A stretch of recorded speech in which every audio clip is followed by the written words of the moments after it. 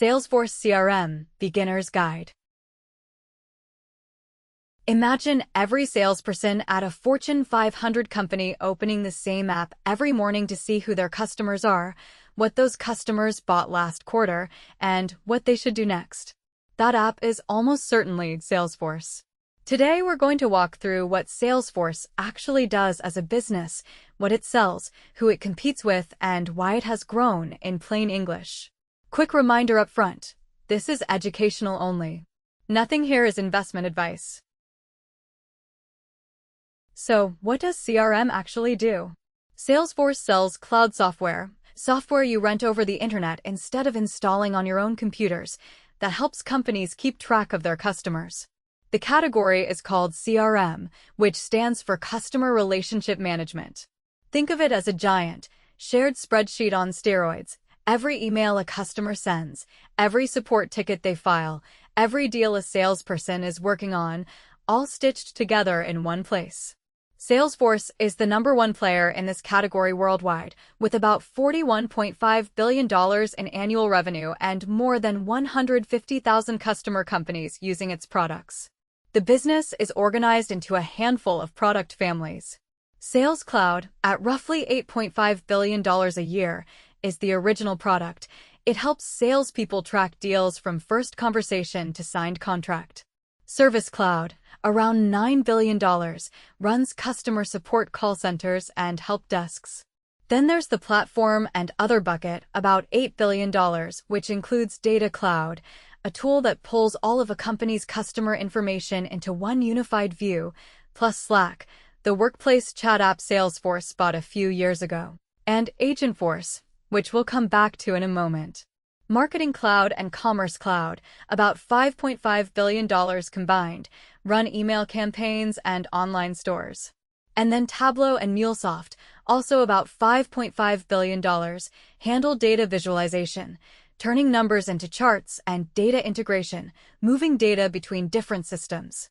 The big new thing is Agentforce, Salesforce's product for building AI agents, software robots that can read a customer's history and take actions on their own, like scheduling a meeting or answering a support question. Agentforce hit $2.9 billion in annualized recurring revenue in fiscal 2026, up 200% from the year before, which is a fancy way of saying it tripled. So, who does CRM compete with, and how does it win?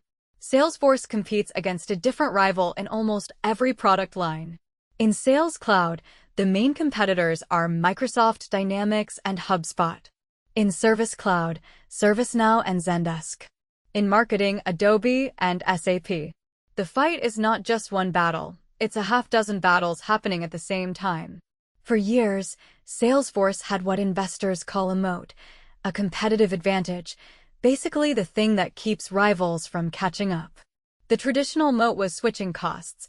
Once a big company put all of its customer data into Salesforce, ripping that out and moving to a competitor took months of expensive consultant work. The Salesforce report we're sourcing from actually calls the moat narrow, meaning real but not bulletproof, and walks through why it's getting weaker. AI now makes data migration easier. AI tools can translate one system's data format into another's automatically, so that your data is trapped here. Lock-in isn't what it used to be. What remains is what the report calls ecosystem lock-in. App Exchange, Salesforce's app store, has 7,000 plus add-on apps. There are also more than 4 million people worldwide who know how to use and configure Salesforce, administrators and developers who have built careers around the platform. Companies don't just switch CRM systems casually when their entire workforce is trained on one. The bet Salesforce is making with Agentforce is to rebuild the moat on a new layer. If AI agents become the way employees actually do work, and those agents run on Salesforce's platform, then Salesforce becomes the AI control center for sales and customer service, not just the database underneath. That's the strategic story to watch. What are the key drivers for the business over the past 5 years? Two big forces drove the business over the last 5 years. The first is a dramatic shift from growth at all costs to profitability. Back in fiscal 2022, Salesforce's operating margin, The share of revenue left after running costs was about 3%.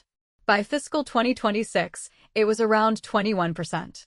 That's roughly a seven-fold improvement. The change came after activist investors pressured the company to stop hiring aggressively and focus on running leaner. Trailing 12-month operating profit, meaning profit added up over the last 4 quarters, grew more than 3 times over while revenue grew about 40%. So the company isn't just selling more software, it's keeping a much bigger slice of each dollar. The second force is platform consolidation and cross-selling. Salesforce's biggest customers are buying more products from Salesforce, not fewer. Deals larger than $1 million were up 26% year-over-year, and deals larger than $10 million were up 33%. Customers are bundling Sales Cloud plus Service Cloud plus Data Cloud plus Agentforce into one integrated contract instead of buying point products from 5 different vendors.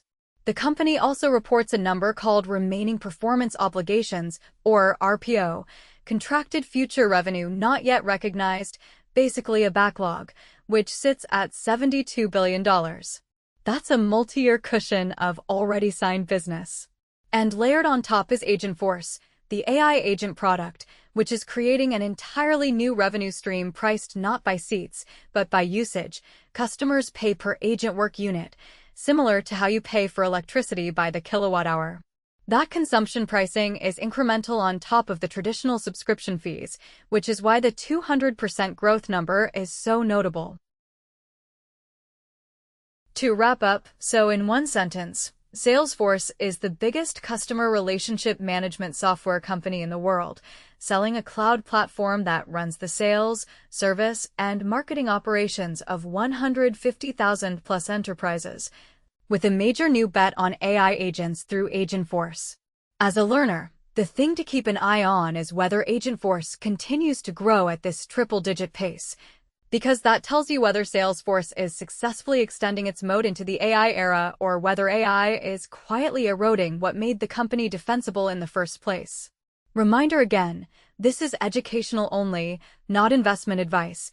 The goal here is to understand the business so you can do your own deeper research from a stronger starting point.